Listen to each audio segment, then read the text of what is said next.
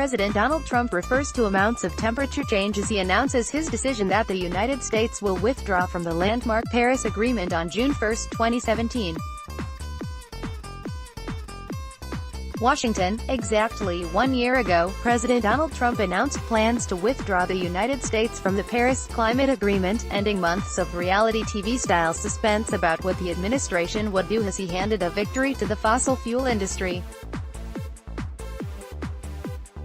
In response, Syria and Nicaragua, the only two nations that had not joined the global pact at that point, signed on and agreed to reduce their greenhouse gas emissions. The U.S. is now the only country to reject the Paris Agreement, though it can't formally pull out until November 2020.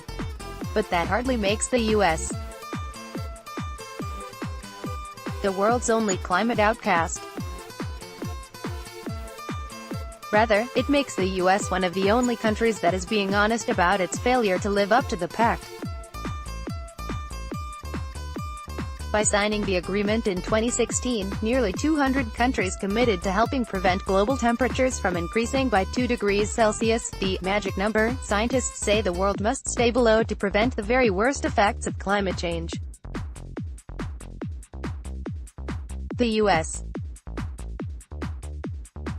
ranks alongside Russia, Saudi Arabia, Turkey and Ukraine as critically insufficient in terms of meeting the Paris Agreement's baseline goals, according to Climate Action Tracker, a Berlin-based project that monitors national emission plans. Canada, China and Japan are listed as highly insufficient. Even the peaceful mountain kingdom of Bhutan, whose forests already absorb 3 times more carbon dioxide than its 700,000 citizens produce yet still pledge to plant more trees and use more electric vehicles, ranks only as compatible. The only countries deemed compatible with the Paris Agreement's more ambitious plan to keep the planet from warming beyond 1.5 degrees Celsius above pre-industrial levels are Morocco, which just opened a massive new solar plant, and Gambia, which rolled out the kind of aggressive renewable energy targets considered rare among developing countries. No nation qualified as a role model, which the organization defined as more ambitious than what is considered a fair contribution, yet the Trump administration's rollback of Obama-era rules to limit greenhouse gas emissions has had little to no effect on the country's projected emissions through 2030, said Nicholas Hoon, a partner at the Netherlands-based New Climate Institute, one of 3 nonprofits spearheading the Climate Action Tracker. That's largely because natural gas is already replacing coal in many U.S. power plants, which reduces carbon dioxide output but increases emissions of methane.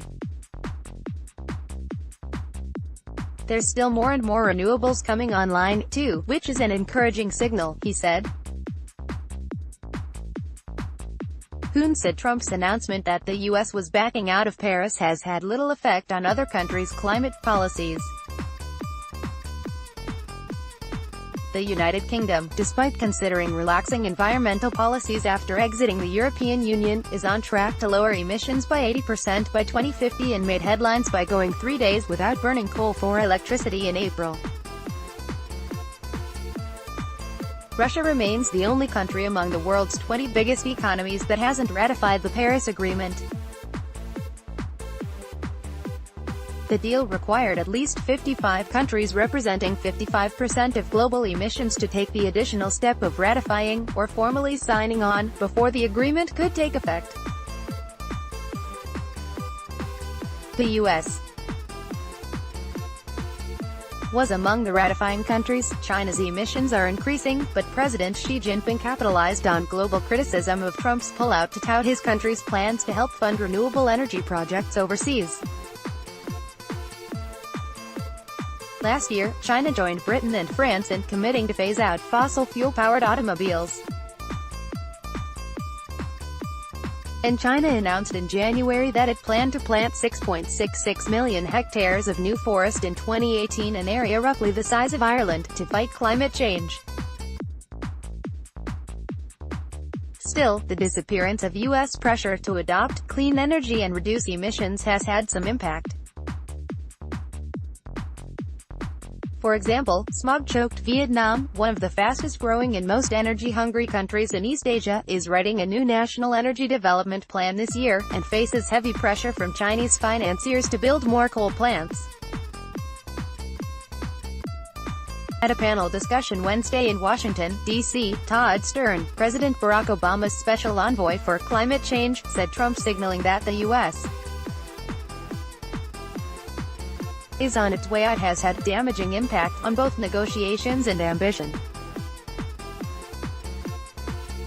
In the absence of the United States, you have a phenomenon of a fair number of countries, I think, trying to pull back a little bit from some of the things that were agreed to, some of the compromises that were reached in Paris, he said.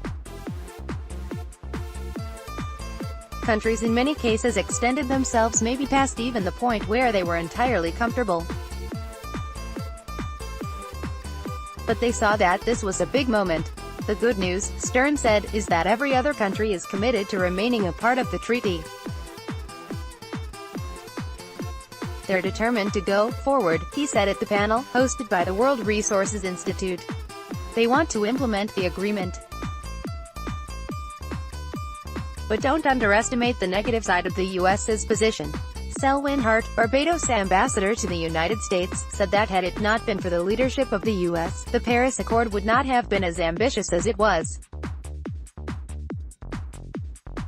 And while it's imperative to have the U.S. at the table, other countries aren't going to wait to take action, he said. Last week, the Caribbean island nation elected its first female prime minister, Mia Mottley of the Labour Party, who has said she is committed to find a way for Barbados to become 100% carbon neutral by 2030. It would be the first island in the world to do so. For us, climate change is not some esoteric, scientific debate or discussion.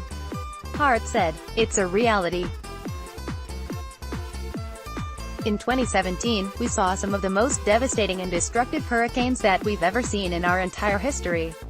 Michael Mann, a climate scientist at Pennsylvania State University, said he thinks the world has stood firm in its efforts to address the global challenge following Trump's decision last year. Countries like China see it as an opportunity to assert moral authority in the vacuum created by Trump's threatened exit. Mann wrote via email. Needless to say, Trump has made the U.S. a pariah overseas. The skunk at the garden party is the only country in the world now threatening not to honor the Paris Accord. In a paper published last week, researchers at Stanford University concluded that failing to meet the goals of the Paris Agreement could cost tens of trillions of dollars in global economic damage. Meeting the goals set in Paris, however, could save the U.S. economy $6 trillion. In an effort to avoid economic, environmental and health effects, nearly 3,000 cities, businesses, elected leaders and organizations in the U.S., representing 127 million Americans and $6.2 trillion of the economy, have pledged to uphold the Paris Accord. Download. Do you have information you want to share with HuffPost? Here's how.